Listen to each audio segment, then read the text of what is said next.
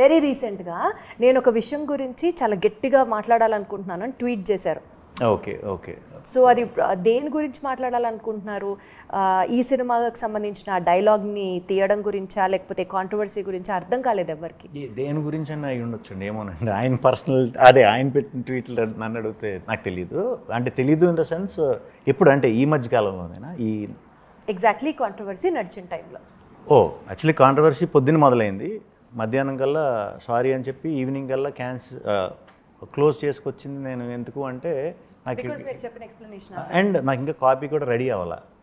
So ఈ పనిలో ఉన్నాను నేను. ఈ పనిలో ఉండి డబ్బింగ్ అవుతుంది ఒక పక్క సెన్సార్, ఇది ఒక పక్క ఆర్ఆర్ అవుతుంది. ఇవన్నీ తిరిగే ప్రాసెస్లో ట్విట్టర్ చూసుకునే అంత టైం నిజంగా లేదు.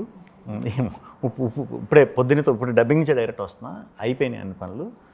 సో ఇప్పటి నుంచి అన్నీ చూస్తా, చూసి చెప్తా మీరు అడిగిన డౌట్కి. ఇండస్ట్రీలో మీ క్లోజ్ ఫ్రెండ్ ఎవరు, మీ బెస్ట్ ఫ్రెండ్ ఎవరు అని అంటే? రోహిత్ అండి, అది అందరికీ తెలిసిన విషయం. సో రోహిత్ గారు చూసారా ఫస్ట్ కాపీ మూవీకి సంబంధించి? ఇంకా కాపీ రాలేదు. ఇంకా రాలేదు, వస్తుంది. నైట్కి కానీ మార్నింగ్ కానీ వస్తుంది. ఆయన ఎక్స్పీరియన్స్ ఏంటి అంటే ఈ సినిమా గురించి ఆయనతో డిస్కస్ చేశారా, మాట్లాడుకున్నారా? మేము స్క్రిప్ట్ స్టేజ్లోనే, అంటే నేను మీకు చెప్పాను కదా సామజ ఇది ఒకేసారి వచ్చినాయి అన్నప్పుడు అప్పుడు చెప్పిందేనండి. అదే అప్పుడే తెలుసు. సో ఎప్పటికప్పుడు అన్ని అప్డేట్స్ మాట్లాడుకుంటూ ఉంటాం. ఈ సినిమా గురించి మొత్తం స్టోరీ తెలుసు, డైలాగులు తెలుసు, అన్నీ తెలుసు. సో మీడియాలో అంటే ఈ సినిమా రంగంలో సింగిల్గా ఉన్న హీరోస్లో పలానా వాళ్ళని తీసుకొచ్చి అర్జెంటుగా పెళ్లి చేయాలి అని అనుకుంటే ఎవరికి చేస్తారు మీరు? సినిమాలో పెట్టాం అయ్యండి, మీరు ఇప్పుడు ఇక్కడ ఓపెన్ చేస్తారంటే బాగానే ప్రిపేర్ అయ్యామన్నమాట. అయితే మేము సినిమాలో పెట్టామండి అవన్నీ. అంటే పెట్టడం అంటే సింగిల్స్ గురించి గొప్పగా చెప్పుకునే టైంలో వాళ్ళందరి పేర్లు కూడా తీసే సందర్భం వచ్చింది. వెరీ పాజిటివ్ వేలోనే. ఇప్పుడు మీరు ఎలా అడిగారు అలాగే.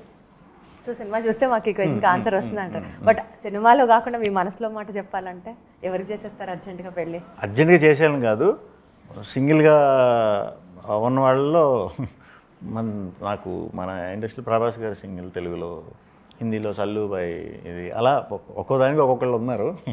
వాళ్ళందరూ ఉంటారు, అంటే సినిమాలో కాన్వర్జేషన్స్లో ఉంటాయి వాళ్ళందరి గురించి కూడా.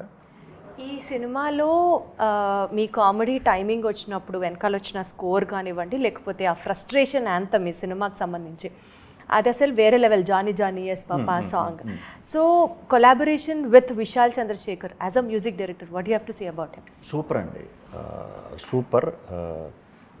విశాల్కి అస్సలు పని ఇవ్వలేదు మేము ఈసారి. అంటే సాంగ్స్ అన్నీ ఫట్ఫట మేము 6 months బ్యాకే చేంజ్ చేసుకున్నాం, అయిపోయినాయి. ఆర్ఆర్కి వచ్చి అస్సలు కష్టపడాల్సిన అవసరం లేకుండానే పెద్ద ఆర్ఆర్తో కూడా ఈ సినిమాకి పని లేదు, ఎంటర్టైనర్ కాబట్టి చిన్న మినిమమ్మే ఉంటుంది. కొత్త సౌండ్లు వేసి అద్భుతమైన బీజిఎంలు వేసి బిల్డప్లు ఏ ఉండవు. 5 సెకండ్ల గ్యాప్ లేకుండా డైలాగులు ఉంటాయి సినిమా అంతా. సో ఫట్ట వెళ్ళిపోతూనే ఉంటుంది. మేము ఎక్కడన్నా స్పేస్ ఇస్తే అక్కడ ఆర్ఆర్ ఇచ్చాడు పాపం. అంటే పాపం స్కోప్ ఇవ్వాల, మేమే ఇవ్వాల. సో ఇంటర్వ్యూని కంక్లూడ్ చేయడానికి జస్ట్ ఒక 5 secondsలో ఎస్ ఆర్ నో ఒక చిన్న గేమ్ విష్ణు గారు. షూట్లో సింగిల్గా యాక్ట్ చేస్తున్నప్పుడు ఆ డైలాగ్స్ అప్పుడు కానీ షూటింగ్ అప్పుడు కానీ వైఫ్కి ఎప్పుడన్నా మీరు ఏదన్నా చెప్పాలి అని అనిపించిందా? లైక్ నేను ఈ క్యారెక్టర్ ఎందుకు చేస్తున్నాను, ఆర్ సింగిల్గా ఉంటే బెటరా, ఈ స్టైల్లో ఏదన్నా you wanted to tell your wife? No అండి, నో. ఓకే. ఫ్రస్ట్రేషన్ యాంథమ్ని సీక్రెట్గా మీరు లైఫ్లో ఎప్పుడన్నా పాడుకున్నారా? నాకు అసలు ఫ్రస్ట్రేషన్ అనేది ఉండదు. సో నేను ఎప్పుడు హ్యాపీగానే ఉంటాను, అన్నీ లైట్గానే తీసుకుంటాను. అంటే లైట్గా తీసుకోవడం మీ హ్యాపీనెస్ సీక్రెట్ అంటే? అంతే బెస్ట్ థింగ్. వెన్నెల కిషోర్ గారి సీన్స్లో అసలు నవ్వకుండా ఎప్పుడన్నా ఉన్నారా షూట్ జరిగేటప్పుడు? లేదు, నవ్వకుండా లేను, నవ్వుతూనే ఉన్నాను. డైరెక్టర్ కార్తీక్ రాజ్ గారు చాలా ఫ్రస్ట్రేషన్తో ఎప్పుడన్నా చేశారా, లేకపోతే డైరెక్షన్లో?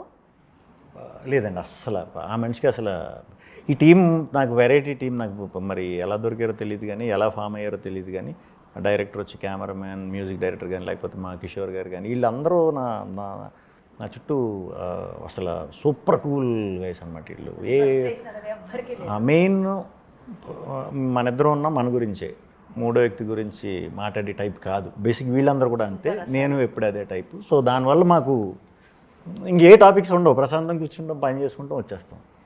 సో అరవింద్ గారు ప్రజెంట్ చేస్తున్నారు అని తెలిసిన తర్వాత టెన్షన్ పడ్డారా, ఎస్ ఆర్ నో? యాక్చువల్లీ నాకు చెప్పకుండానే డైరెక్టర్ అరవింద్ గారికి స్టోరీ నెరేట్ చేసేసి చాలా ఫాస్ట్గా ఇది చేసేసి పొద్దున్న జరిగితే సాయంత్రం కల్లా నేను కలిసేసి ఓకే అయిపోయి ఇంత ఫాస్ట్గా అయిపోయింది ఒకే రోజులో. సో బేసిక్గా టైం పడతాయి కదా కలవాలి ఇలాగా అన్నట్టు, ఒక రోజులో జరిగిపోయేసరికి నాకు ఫట్ ఫట్ ఫట్ మని అయిపోయింది. టెన్షన్కి కూడా స్కోప్ ఇది అవ్వాల. బట్ నేను అరవింద్ గారు నార్మల్గా కొంచెం సీరియస్ ఏమో, అదే స్ట్రిక్ట్గా ఉంటారేమో ఇలానే అనుకున్నాను నేను. వన్స్ ప్రాజెక్ట్లోకి వచ్చాకనే తెలిసింది అసలు ఆయన అంత కూల్ ఈజీ గోయింగ్. నేను అసలు ఎవరిని సరదా సరదా సరదా సరదా సరదా చెప్పారుగా మీ టీం అందరూ అలాగే సెట్ అయ్యారు. హాయ్. సో ఫైనల్ క్వశ్చన్, మీకు ఇంకా డిఎమ్స్ వస్తూ ఉంటాయా అన్న మీరు సింగిలా అని?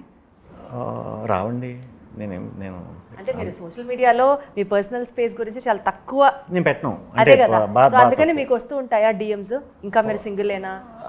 కొంతమంది తెలియని వాళ్ళది కొంతమంది అడుగుతారు, కొంతమంది అయితే ఎప్పుడు జరిగింది అని అడుగుతారు.